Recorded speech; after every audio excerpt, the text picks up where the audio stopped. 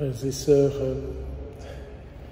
nous sommes la 27e semaine du temps ordinaire.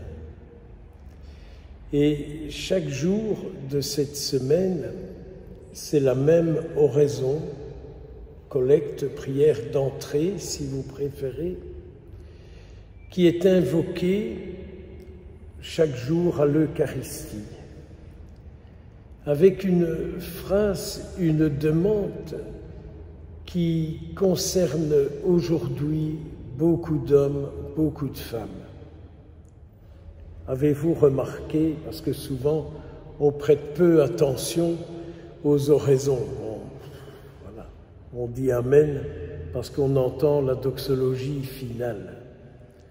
Mais chaque jour, tous les prêtres, tous les participants disent au Seigneur: délivre notre conscience de ce qui l'inquiète. Et je vous invite peut-être aujourd'hui à faire un peu plus attention à cette prière et de la reprendre tout au long de la journée et de redire au Seigneur: mais délivre-moi de ce qui m'inquiète. Délivre-moi de tout ce qui me préoccupe. Et vous verrez que mystérieusement, le Seigneur vient et que toujours il répond à toute prière. Surtout lorsqu'on s'acharne à lui faire toujours la même prière pour qu'il ait beaucoup plus de place en nous. Et vous citez un petit exemple me concernant. Jeudi dernier, au soir, j'ai participé à une conférence dans une des paroisses du Brabant wallon, assez loin d'ici. Et quand je suis rentré dans l'église, je me sentais mal. Il y avait quelque chose qui n'était pas juste dans cette église. Mais je me sentais mal intérieurement. Et je me disais, je pars, je reste pas.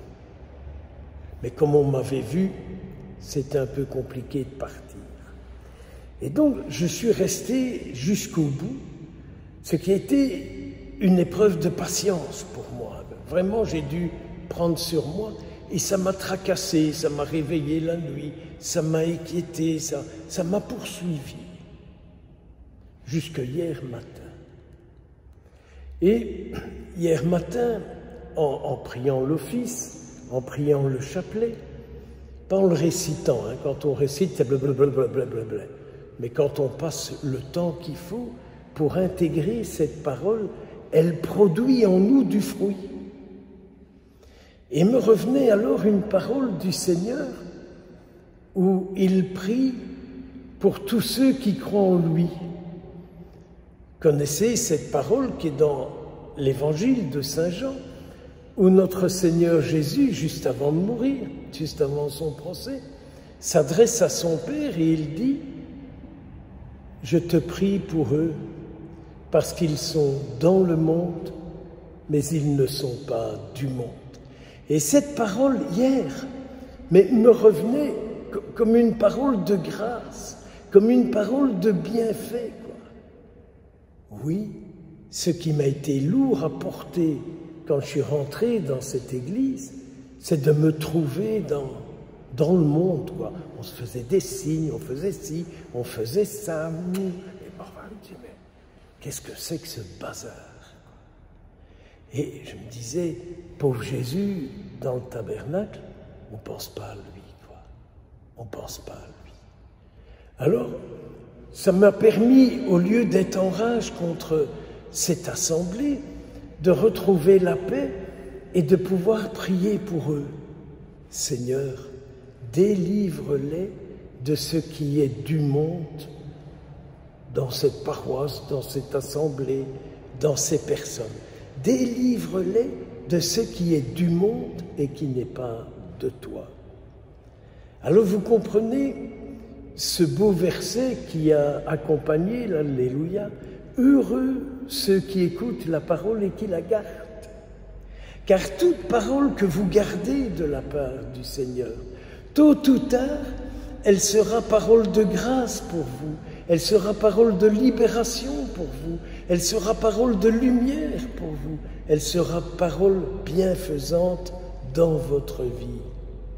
Alors, ne soyons pas comme les deux sœurs de Lazare. Là.